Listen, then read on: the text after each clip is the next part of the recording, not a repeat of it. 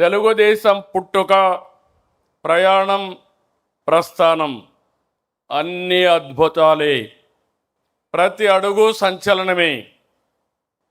ఆంధ్రప్రదేశ్ అభివృద్ధిని తెలుగుదేశం పార్టీ ఆవిర్భావానికంటే ముందు, తర్వాత అని చూడాలి. దేశ రాజకీయాల్లో ఒక రాష్ట్రంలో లేకపోతే దేశంపై ఇంతలా ప్రభావం చూపించిన మరో ప్రాంతీయ పార్టీ లేదు.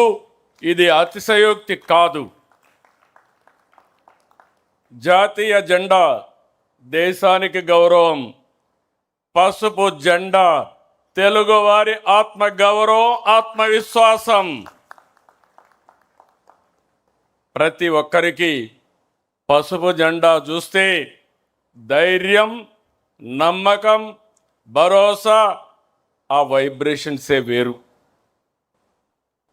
జనరేషన్లు మారాయి, టెక్నాలజీ మారింది, ప్రజల ఆలోచనలు మారాయి. కానీ నాటికి నేటికి తెలుగుదేశంపై ప్రజల అభిమానం, ఆదరణ చెక్కు చెదరలేదు. 44 ఏళ్ళు ప్రయాణం, 45వ సంవత్సరంలోకి ఎంటర్ అయ్యాం. నిరంతరం ప్రజల కోసం, ప్రజాస్వామ్యం కోసం ఎన్నో పోరాటాలు చేశాం.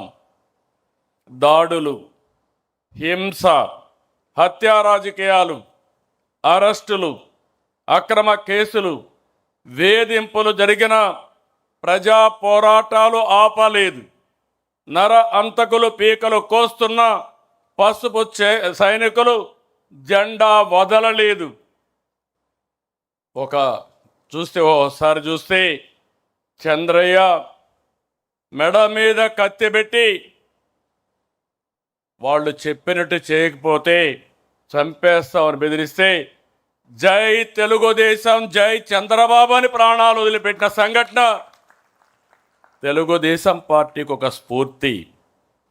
ఒక చంద్రయ్య, ఒక జల్లయ్య, నందం సుబ్బయ్య వంటి వందల మంది కార్యకర్తల బలిదానం వలన మనం ఈ అధికారాన్ని సాధించుకున్నాం.